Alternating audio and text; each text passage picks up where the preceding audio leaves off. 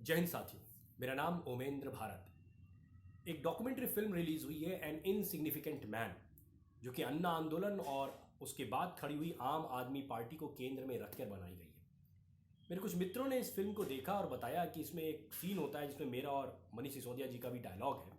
Scene कुछ ऐसा है कि अरविंद जी बैठे हैं, मनीष जी बैठे हैं, मैं बैठा हूँ और मेरे जैसे कुछ और भी ओमेंद्र भारत बैठे हैं, जो कि अपना घर परिवार छोड़ के दिल्ली विधानसभा चुनाव 2013 के लगभग एक साल पहले से दिल्ली में डेरा डाल के बैठे थे कि इस बार हमें दिल्ली में भ्रष्टाचार के खिलाफ एक मजबूत आवाज बनानी है और दिल्ली में एक अच्छी सरकार बनानी है।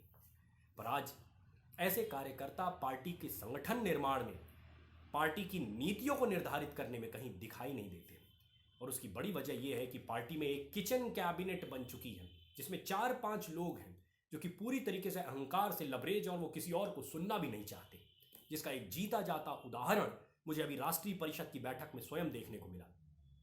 मैं बैठक में कुछ सवालों को उठाने का प्रयास कर रहा था जो कि संगठन में आ रही खामियों से संबंधित थे और जो बहुत जरूरी सवाल थे, लेकिन फिर भी मेरी आवाज को दबाने का प्रयास किया गया।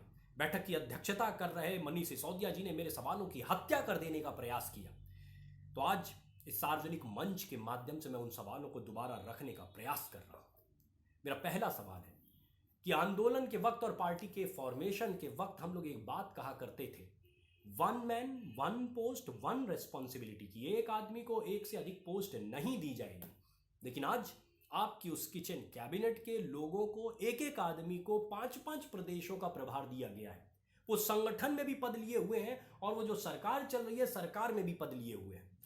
तो क्या वो जो one man one post one responsibility वाली बात हम लोग कहते थे वो बेमानी थी, या आज आप उस नियम को ओवर रूल कर चुके हैं? इस सवाल का आपसे जवाब चाहता हूं। दूसरा मेरा सवाल है कि हम लोग आंदोलन के वक्त एक बात और कहते थे, डिसेंट्रलाइजेशन ऑफ पावर, कि जब भी हमें कोई बड़ा निर्णय लेना होगा, जब भी हमें कोई अहम मुद्दे पे अपनी बात रखनी होगी, तो हम जमीनी कार्यकर्ताओं से राय लेंगे और न केवल कार्यकर्ताओं से बल्कि जनता से राय लेंगे और तब फाइनल निर्णय तक हम लोग पहुंचेंगे।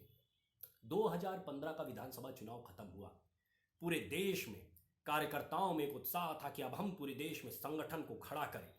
हम लोग हर प्रदेश में चुनाव लड़ने और चुनाव जीतने की स्थिति में आए। लेकिन आप लोगों ने, आपकी किचन कैबिनेट ने 2015 के विधानसभा चुनाव के खत्म होने के महज 1 महीने या 2 महीने के अंदर ये निर्णय ले लिया कि भैया ऐसा है, हम केवल पंजाब और गोवा चुनाव लड़ेंगे। क्यों? क्योंकि वो सहूलियत वाले चुनाव थे।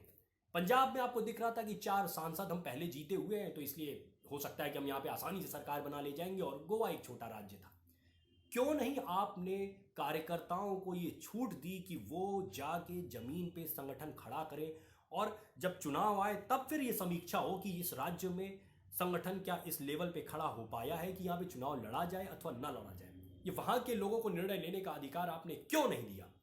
क्या आपने उस डिसेंट्रलाइजेशन ऑफ पावर के नियम को भी तोड़ दिया है? मेरा तीसरा सवाल है, मुझे याद है कि 2013 के विधानसभा चुनाव के वक्त हम लोग अपने प्रत्याशियों के जो पर्चे छपवाते थे उसमें बैक साइड में एक पूरा उनका एफिडेविट छपवाया जाता था, जिस एफिडेविट में उनकी 8 शपथ होती थी, जिसमें यह कहा जाता था, हमारा प्रत्याशी कहता था कि ना हम सरकार बनाने के बाद सरकारी बंगले लेंगे, ना हम सरकारी गाड़ियां लेंगे, ना हम विदेश सरकारी खर्चे पे विदेशी यात्रा करेंगे, और इस तरीके से लगभग 8 शपथ हुआ करती थी। लेकिन आज स्थिति ये है कि मंत्री और विधायक तो आप छोड़ दीजिए, उन मंत्रियों उन विधायकों के साथ चलने वाले जो लड़के हैं वो भी आज विदेशी यात्रा कर रहे हैं, और वो भी सरकारी खर्चे पे। कह दिया जाता है कि एजुकेशनल टूर पे गए हैं।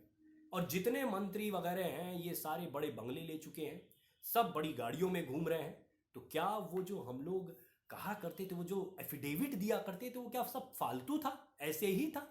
इसलिए जरा दिल पे हाथ रख के एक बार बताने का प्रयास करिए कि वो जो इनसिग्निफिकेंट मैन, वो आम आदमी जो था, जिसकी टोपी हम लोग पहना करते थे, मैं हूं आम आदमी है, क्या वो आम आदमी आप लोग खत्म कर चुके हैं? और अब आपके अंदर सिर्फ दूसरी पार्टियों की तरह बड़े राजनेताओं ने एक बड़ा रूप ले लिया है?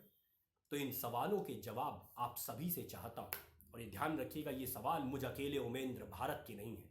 मेरे जैसे बहुत सारे ओमेंद्र भारत इस देश में हैं जिन्होंने इस पार्टी को, इस आंदोलन को खड़ा करने के लिए अपनी जान लड़ा दी थी। उन सभी के सवाल हैं और उन सभी से भी मेरी अपील है, उनसे निवेदन है कि आप जिस भी मंच पे मौका मिले, सार्वजनिक मंच हो या आंतरिक मंच हो, सोशल मीडिया हो या किसी और मीडिया की बात हो, हर जगह ये सवाल उठाइए, क्योंकि यदि सवाल नहीं उठाएंगे तो लोकतंत्र खत्म हो जाएगा। इसलिए सवाल उठाइए ताकि इस आंदोलन को, इस पार्टी को, इस भावना को जीवित रखा जा सके, बचाया जा सके। जय हिंद, जय भारत, उमेंद्र भारत।